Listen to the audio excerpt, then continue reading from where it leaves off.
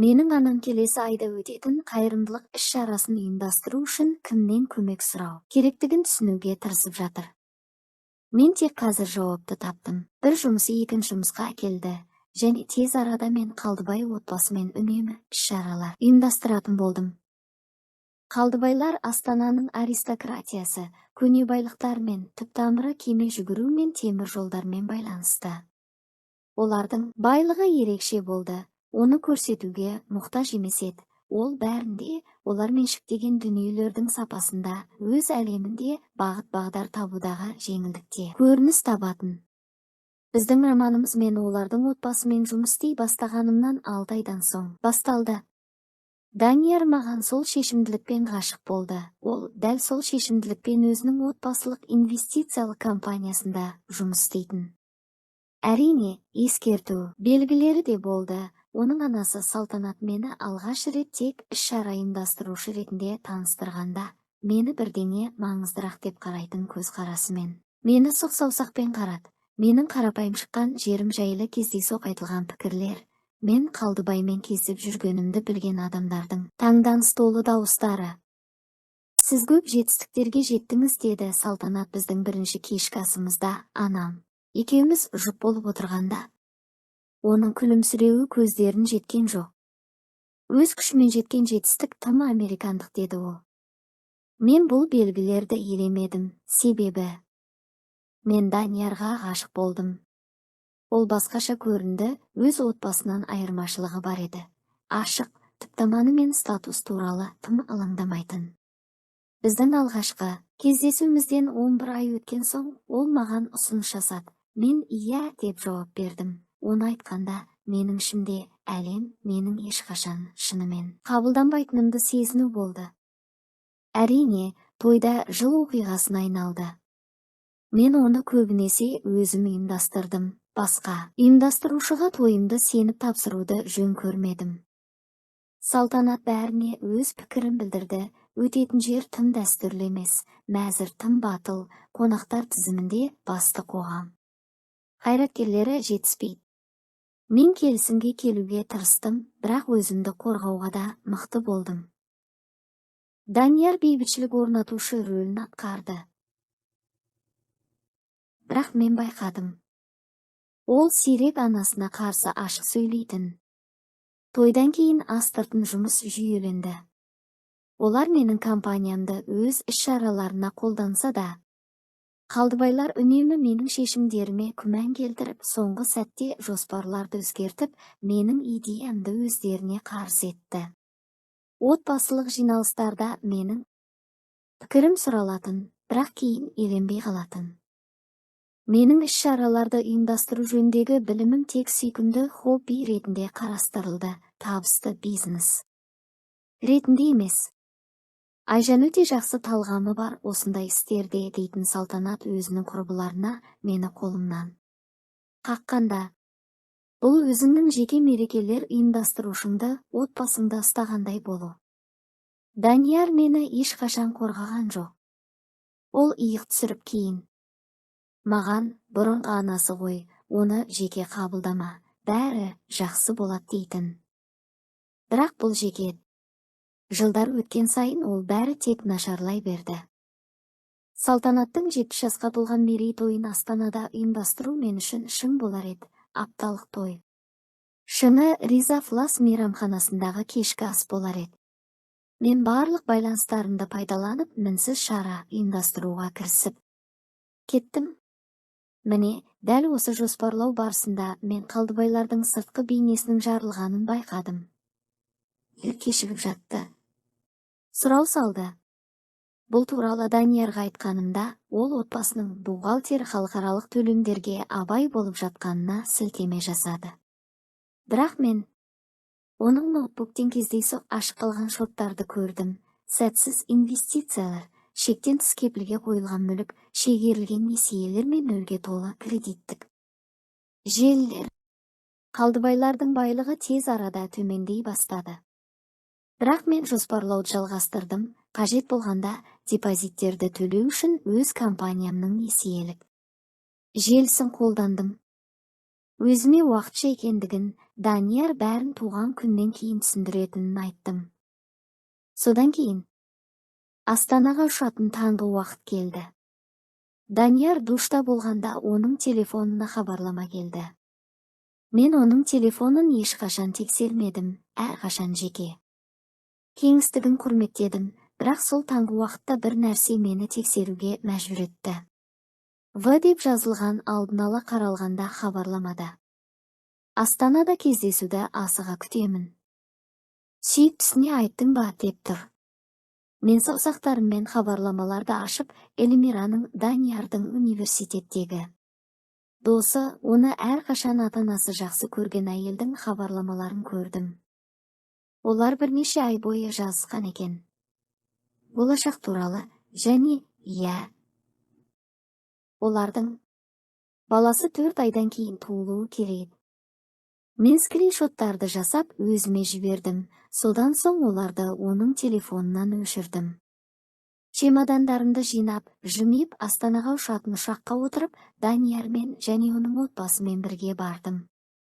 Енді Астанадағы сол мейрамхана алдында мен өз таңдауымды жасадым. Мен Даниярмен әңгімелеспеймін тойға дейін. Оқиғалар дамыған кезде мен дайын боламын. Қолым дірілдеп әрбір бетті телефонға түсіріп жаттым.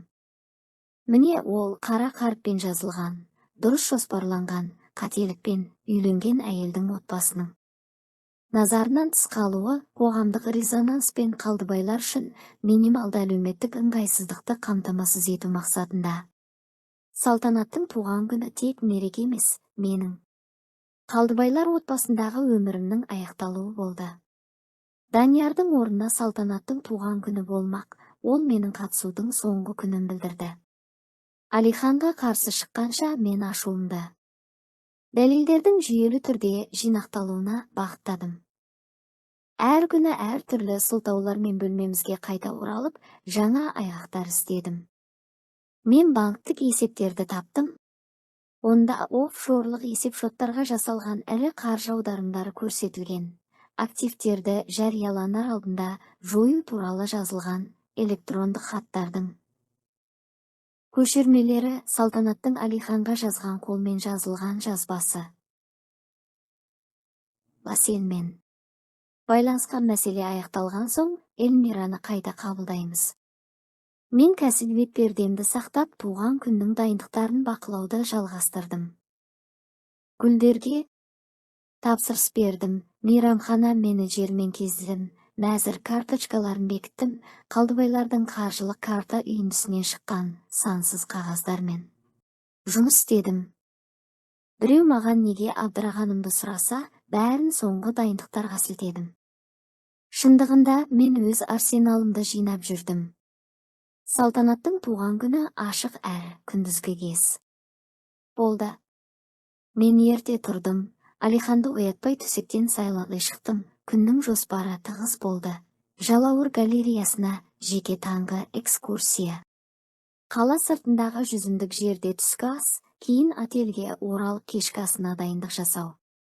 Мен шараларды ұйымдастырушы болдым, сондықтан мейрамханаға келгенде алдымен бәрін тексердім.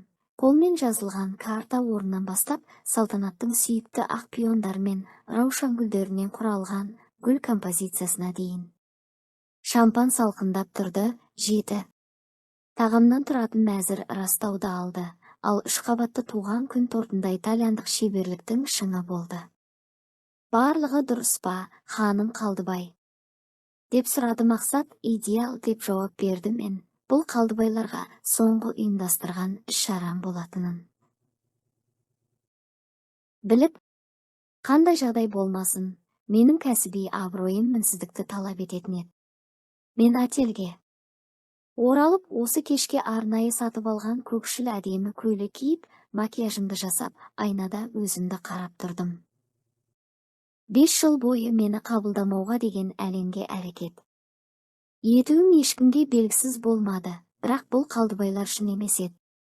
Олардың мені сындырып, жоюға деген мақсаттары мені тек берік етіп шығара алды.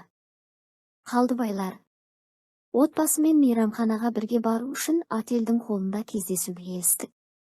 Мен уақытымен келіп, бәрін күттім. Салтанат винтажды Шанельде жарқырап тұрды. Оның бриллиантты мойынсұнушылықтары жарықта жарқырады. Данияр мені көргенде көздері сәл кеңейіп, бәлкім, мені не үшін таңдағанын еске түсіріп немесе мені тез арада қалай тастау туралы есептеп отырды. Асел, қымбаттым, тамаша көрінесің, деді Салтанат менің шектеріме ауаны сүйіп. Біз тек көлікті күтіп тұрмыз. Мейрамханаға жолымыз қысқа болды, бірақ біз қазір мені шығарған іс-шаралардың бәрін жасамадым. Лифтке шыққан кезде Данияр менің беліме қолын қойды. Бұл бұрын интимді көрінген еді, бірақ қазір тек лифттерді көрсету көрінісіне айналғандай болды. Есік ашылды, алдымызда тамаша терраса пайда болды. Мен оны сәндеп жұлдыздардың астында элегантты ас үстеліне айналдырдым. Бәйтерек түнгі аспанда жарықпен жарқырап, империялардың ұлы құлауының куәсі болып тұрды. Бұл қаншалықты символды еді. Салтанат бірінші болып кірді, оны зор қошеметпен қарсы алды. Күтуші отбасы мүшелері бірінен соң бірі үлкен дөңгелек үстелге қарай бағытталды. Мен оны тапсырыс берген болатынмын. Бұл үстелде 13 адам отыруы тиіс еді. Мен Данияр Қалдыбайды ертіп, оның анасының жанына орналасатын орнына бағыттадым. Мен өз орнымның қасындағы карточканы іздедім, бірақ ештеңе таппадым. Не орындық, не ас құралдары, не менің бар екенімді мойындайтын белгі болмады. Бір сәтке мен тыныштықта қалдым. Адасқанымды көрсететін мінсіз бейнені көрсетіп тұрдым. Менің айналамда әңгімелер жалғасып жатты, барлығы өз орындарына отырды. Көзімен байланысқа түспеді. Официанттар, бір сағат бұрын ғана бір нәрсе дұрыс емес пе? Деп сұрады Салтанат, оның даусы барлығын естіп тұрды. Көрініп тұрғандай қате орын алған сияқты, дедім мен. Даусым өзін қалай сезінгенімнен әлде қайда тыныш шықты. Менің ас құралыма орын қалдырылмаған. Барлық жоспарланған сахна дәл солай ойнады. Күңкілденген қасқырлар, көзқарастардың алмасуы. Данияр Қалдыбай жартылай орнынан көтеріліп, оның көзіне жетпейтін алаңдаушылықты көрсетті. Қызық, деді Мелисса үстелді қарап. Біреу дұрыс есептемеуі мүмкін, деді Рысқұл түшкіріп. Мүмкін мейрамхана қызметкерлерімен түсініспеушілік болған шығар. Содан кейін Данияр Қалдыбайға арналып айтылған жауапты келтірді. Ол бұрыннан меңгерілген бейжайлықпен айтылғаны маған шымырлатты. Ол күліп, тіпті күлкісін шығарып: Ай, біз есептеуде қателестік. Отбасы жымиды, тым қатты емес, бұл тым айқын болар еді, бірақ бәрі бірдей құпияны бөлісетіндей аз күлді. Сол сәтте мен бәрін айқын көрдім. Есептелген қорлау, көзге көрінбейтін орын. Бұдан кейінгі әңгімелердің бейнесі пайда болды. Бақытсыз, мұңды Айжан Сұлтанова, Қалдыбайлар отбасында өмір сүрудің қысымымен бас тартқан адам. Менің көзім үстелде баяу сырғып, әрбір жүзді тексерді. Салтанат мерекелі күлімсіреумен, Рысқұл өз орынсыздық сезіммен, бірақ қатысушы Мелисса мен Темірлан көріністен ләззат алып, олардың жұбайлары қатыгездікті біле тұра, ұялатындықтан аздап қысылып, бірақ қарсылық білдіруге жеткілікті батыл емес. Ал Данияр Қалдыбай менің күйеуім, әлемге қарсы менімен бірге болатынын уәде еткен адам, маған қашықтан қарап, ғалымның экспериментті бақылап отырғаны сияқты болатын. Мен сахна қоюды ұйымдастыра алар едім. Мен орындық талап етіп, оларды әшкерелеп үлкен қоғамдық көрсету жасай алар едім. Ол отбасының ұрпақтарына дейін жетер еді. Олар мені талап етуді күтті. Салтанат Данияр Қалдыбайды жұбататын еді. Мені түсінбеуші күйеуге қарайтын еді. Біз ажырасу туралы әңгіме бастар едік. Онымен салыстырғанда мен өзімді түзеп, иықтарымды көтеріп, төмендегі сөзді айттым. Ол менің билікке қайтып келуімнің бастамасы болар еді. Көріп тұрғанымдай, мен отбасы мүшесі емеспін. 4 сөз. Қарапайым, бірақ шындықпен толтырылған. Күлімсіреулер сәл бұзылып, Данияр Қалдыбайдың жүзіндегі қанағат сезімі өзін-өзі күмәндануға айналды. Мен олардың жоспарына қарсы шықтым. Мен өзім кетемін деп қостым. Менің барлық неке барысында қорғаным болған. Ар намысымен. Айжан, драматизациялама. Данияр Қалдыбай артынан айқайлады. Тағы бір сөздер олардың пьесасынан. Біз бәрін жөндей аламыз. Мен жауап бермедім. Мен мейрамхананы өтіп, ұялғаным үшін көрген қызметкерлерге сәлем беріп кеттім. Лифтте мен тынысымды терең алдым, сосын тағы бірін. Көшеге шыққанда қолымның дірілі тоқтады. Мейрамхананың дәл қарсысында кішкене кафе тұрды, ол менің бақылауым үшін тамаша орын болды. Мен эспрессо тапсырып, телефонымды алдым. Бұл мен дайындалған сәт еді, 30 минуттық еркіндік. Қалдыбайлар өздерінің жарамсыз әйелдерін шығарған сәтте өзін қуантуға тырысып жатты. Алдымен мен Мақсатқа, мейрамхананың басшысына алдын ала дайындалған хат жібердім. Ол жоспарда қарастырылған болатын. Жоғары деңгейлі шаралар үшін бұл қалыпты практика. Хатқа менің есебім мен шараны ұйымдастырушы ретінде рұқсатым бар екенімді растайтын құжаттар қоса берілді. Содан кейін мен бұдан әрі жоспарланған шараларды, оның ішінде келесі күнгі жүзімдікке тапсырыс беру, Ташкент бойынша жеке гидпен келісімшарт жасау, Сайран көл жағалауындағы қайық экскурсиясы мен Тұранға соңғы демалыс үшін жоспарлаған аренданы бірінен соң бірін жойдым. Бірі мен бәрін жойдым. Менің өз бизнесімнің несиелік желісінен енгізген депозиттерімді өзімнің бизнес шотымна қайта аудардым. Әрбір жоюдан кейін өзімді жеңіл сезіндім. Данияр Қалдыбайдан келген электрондық хаттар келе бастады. Алдымен ашулы, кейін шатасқан. Содан соң менің әрекеттерімнің мәні айқындала бастаған сайын, бәрі де үмітсіз бола бастады. Мен оларды барлығын елемедім. Рестораннан шыққанымнан кейін 28 минуттан соң мен эспрессонымды ішіп есеп шотты төледім. Финалдық актыны орындау уақыты келді. Мен тұрдым, Вайкикидан көйлегімді түзеп көшені кесіп өтіп Салтанат Қалдыбайдың мінсіз туған күні оның айналасында құлаған сәтін көрмек болып қайта оралдым. Мен Қалампыр мейрамханасына қызметші есігінен кірдім. Бұл маршрутты мен алдын ала тексеру кезінде білгенмін. Мейрамхананың басшысы Мақсат мені алаңдаушылықпен қарсы алды. Қалдыбай ханым, сіз шынымен де осыны қалайсыз ба? Бұл өте ерекше. Мен толық сенімдімін, Мақсат, және мен сіздің сақтығыңызды бағалаймын. Мен оған мөрленген конвертті ұсындым. Мұнда төлемдердің қайтарылуы және менің компаниямның бүгінгі шығындарға кепілдігін жою туралы дәлелдер бар. Біз сөйлескендей. Қалдыбайлар жаңа төлем тәсілін ұсынуы қажет. Әйтпесе өз тамақтануын жалғастыра алмайды. Мақсат салтанатты түрде басын изеді. Іс-шараларды ұйымдастыру әлемінде байланыстар бәрінен маңызды. Мен Мақсатпен бұрын 3 рет жұмыс істеген едім.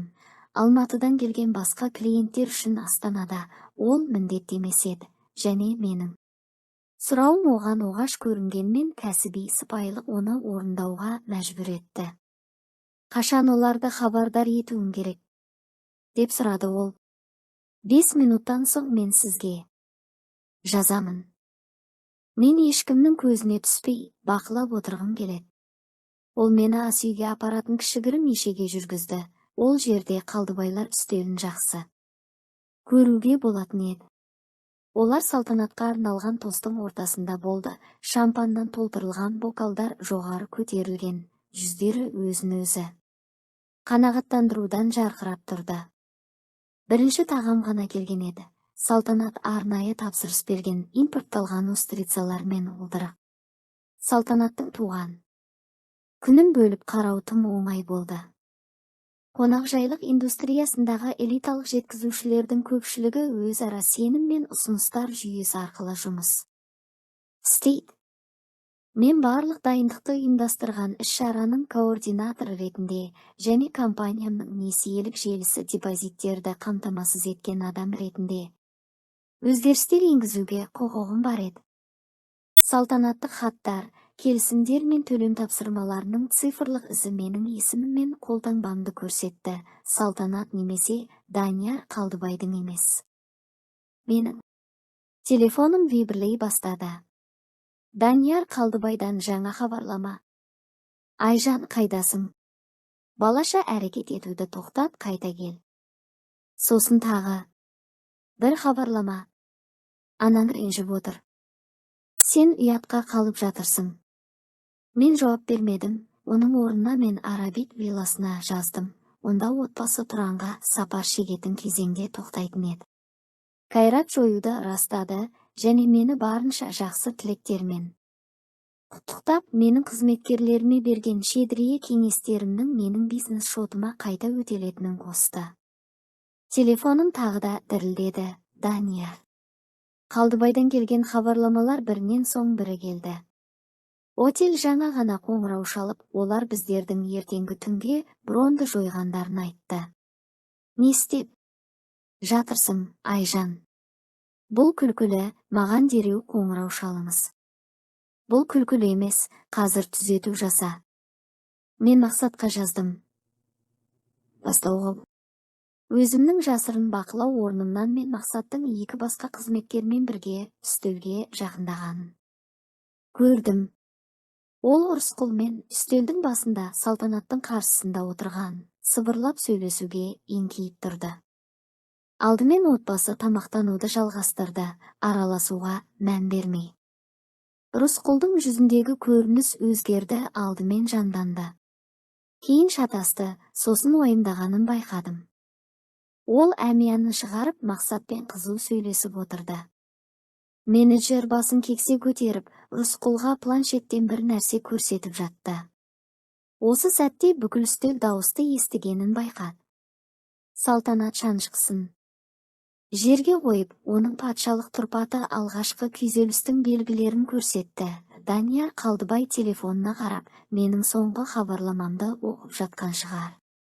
Онда нақты түсіндірілген не істегенім, барлық депозиттер менің компаниямның шотына қайта аударылған, апталық келісімдер бұзылған. Сіздің отбасыңыздың қаржылық мәселелері жақында жұртшылықтың назарына түседі. Олдырығыңыздан рахаттаныңыз. Сцена өркениетті хаос балетіне ұқсап құлдырады. Рысқұл орнынан тұрды, оның беті ашудан немесе ыңғайсыздықтан қызарды, мүмкін екеуі де. Салтанаттың қолы бриллиантты сырғасына жетіп, оны қатты ұстап тұрды, секілді көмек іздегендей. Мелисса күйеуіне бір нәрсені күйзеліс күйінде сыбырлап отырды. Тамерлан телефонды шығарып, не болып жатқанын тексеруге тырысты, ал Данияр Қалдыбай ол жай отыра берді, бет ағарған. Басқалардан өзгеше ол бәрін түсінді. Ол менің олардың қаржы жағдайы туралы білгенімді сезді. Ол қоғамның жоғары шеңберіндегі достары біліп қойған жағдайда не болатынын білді. Қалдыбайлар кешкі астың шотын төлеуге жарамайды. Әңгіме олардың сән салтанатқа толы өмір салтын сақтап қалу туралы болса, олар үшін бұл әбден ыңғайсыз болатынын түсінді. Менің телефоным дыбыстап қоңырау шалды. Данияр Қалдыбай қоңырау шалып отыр. Хабарлама. Мен қоңырауды қабылдамай, оның қалай тұрып, орындықты айналдырып, қайтадан телефон соғуға тырысқанын бақыладым. Осы жолы мен жауап бердім. Айжан, деп шыңқ етіп айтты, даусында ашу мен үрейдің қоспасы болды. Қандай шайтан сенің ойыңда не істеп жатқаныңда? Түсінесің бе? Көрініп тұрғандай, мен отбасы мүшесі емеспін деп тыныштықпен жауап бердім. Сондықтан мен отбасылық мерекелер үшін жауапты емеспін. Менің туған күнімді қалай білдіріп жатырсың? Деп айғайлады Салтанат, дауысы ашудан дірілдеп тұрды. Мен ешқандай реакция көрсетпедім. тек бір қадам алға жылжып, барлығының назарын өзіме аудардым. Барлық көздер менде. Бір сәтте осы күннің ортасында мен тұрып қалдым. Салтанаттың бетінде ашу мен соққының біріктігі болды, бірақ мен ешқандай өкіну сезімін көрмедім. Рысқұлдың, Мелисса мен Тамерлан да беттерінде ұят пен таңданыс пайда болды, бірақ бәрі үнсіз қалды. Данияр Қалдыбай көздерін төмен түсіріп, өзінің телефонына қарап, өзіне келуге тырысты. Әрине, бұл ол үшін тек қаржы мәселесі емес еді. Олардың жалған бетперделері осы сәтте толықтай жойылып, ұятты беттерін ашты. Бұл тек мен үшін емес, олардың да үлкен ақиқатқа тап болуына себеп болды. Мен тыныштықпен жауап бердім. Сенің туған күніңді бұзған жоқпын, Салтанат, бұл сендердің өздеріңнің жасаған іс-әрекеттеріңнің нәтижесі. Мен ешқашан бұл жағдайға келмес едім, егер сіздер мені дұрыс сыйлап, өздеріңізге деген құрметпен қарасаңыздар. Оның беті тағы да қызарып, көздерінде ашу оты жанып тұрды, бірақ ол ештеңе айта алмады. Егер мені отбасы мүшесі ретінде санаған болсаң, онда мен де солай болар едім деп қосымша айттым. Мен тек қана шаруалармен айналысамын, бірақ осының бәрі бір-бірін сыйлау мен құрметтеуден басталады. Сіздер мені сыйламаған кезде, мен өзімді де құрметтемеймін. Мен бұрылып шықтым, артта қалғандарыма ештеңе айтпай. Данияр Қалдыбай мен оның отбасы үшін бұл соңғы кішкентай түйін болатын. Өйткені мен өз еркіммен оларды басқа әлемге, өздерін шын мәнінде көрсету үшін жібердім. Мен олардың хабарламаларына жауап берген жоқпын. Орнына телефонын сөмкеме салып, шайымды ішуді жалғастырдым. Олардың ашулануы, алаңдауы мен үшін бұрынғыдай алыс нәрсе болды. Мен олар мені міндеттемек болған ауыртпалықтан құтылдым, енді еркін едім. Күту залында отырғанда мен жеңілдік емес, керісінше тыныштық сезіндім. Өзімді ұзақ күрестен кейінгі тепе-теңдікті тапқандай сезіндім. Олардың манипуляцияларына көніп, өзімді үнемі олардың күткендеріне сай етуге тырысқан жылдарым енді артта қалды. Осы отбасы драма бастапқыда мен үшін бұдан қашып құтылу мүмкін емес сияқты көрінген, енді менің өткенімнің бір бөлігі ғана болды. Мен Алматыға ұшып келдім, бірақ басқа адам болып, енді мен ешқашан басқалар үшін өзімді құрбан етуге дайын емеспін. Мен қонған кезде жаңа өмірдің басталуы жақындағанын түсіндім. Қалдыбайлар мені басқаруға қабілетсіз болды. Мен олардың манипуляциясына енді ешқашан көнбейтін болдым. Сол сәтте жаңа жолым тек басталғанда мен өз күшімнің дәл ортасында екенімді сезіндім. Бірақ Данияр Қалдыбайдың хабарламалар тізбегі отбасының құлдырап бара жатқанын нақты көрсетті. Алдымен сен оның не істегенін түсінбей тұрсың. Әкемде шағын жүрек талмасы болды.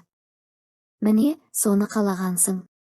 Кейін Жұмабаевтар мен Омаровтар бәрін көрді. Сен біздің жағдайымыз үшін бұның не екенін түсініп тұрсың ба? Кейінірек отель барлық ақшаны алдын ала төлеуді талап етіп жатыр. Барлық кепілдіктер жойылған екен.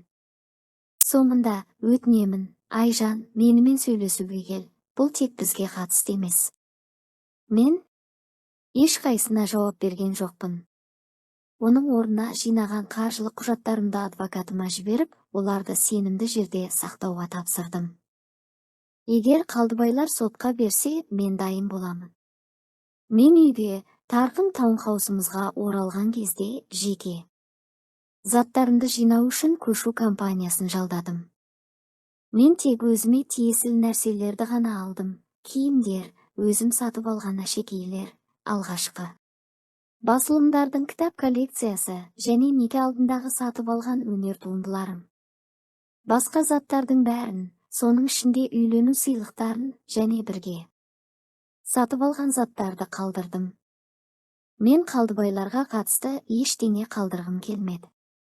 2 күннен кейін Андатпа газеті Күнделікті хроникада инвестициялық топ тергеуге алынуда деген тақырыппен шағын хабарлама жариялады. Мақалада қаржылық заң бұзушылықтар мен инвесторлар тарапынан сұрақтар қозғалды. Бұл бірінші бетке шықпағанымен Алматыдағы жоғары қоғамдастық арасында алаңдаушылық тудырды. Данияр менің жаңа пәтеріме ескерту жасамастан келді. Мен Астанадан оралғаннан кейін бір аптадан соң. Ол шаршаған және ашық үмітсіздікке толы көрінді. Әлеуметтік мәртебесінің жарқыраған беті енді нақты үмітсіздікке айналған еді. Сен үйге қайтып келуің керек, деді ол есікті ашқанда. Бұл тым алысқа кеткені анық. Бұл келіссөздер тактикасы емес, Айжан, бұл ажырасу. Ол рұқсатсыз кіріп қолдарын бұйраланған шашына жүргізді. Тексеріп жатыр әкемнің шоттарын.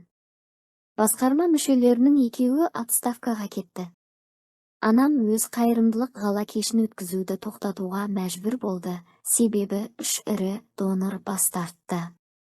Бұл Қалдыбайлардың мәселесі сияқты, жауап бердім мен.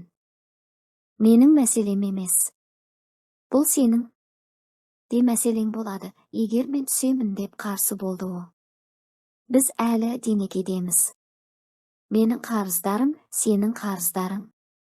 Мен жеңіл күлімсіредім. Тек мен десем, мені қаржылық шешімдерден қасақана шығарғаның және ажырасу процесінде мені алдауға мақсат еткен активтерді жасырып қалғаны туралы дәлелдер бар. Менің адвокатым мені қорғауға қажетті дәлелдер жеткілікті екенін айтты. Оның қабығы толық құлады.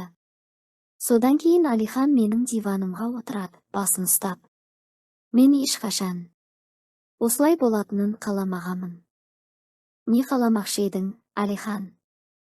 Менің іс-шараларды жоспарлау дағдыларым үшін менімен үйлену.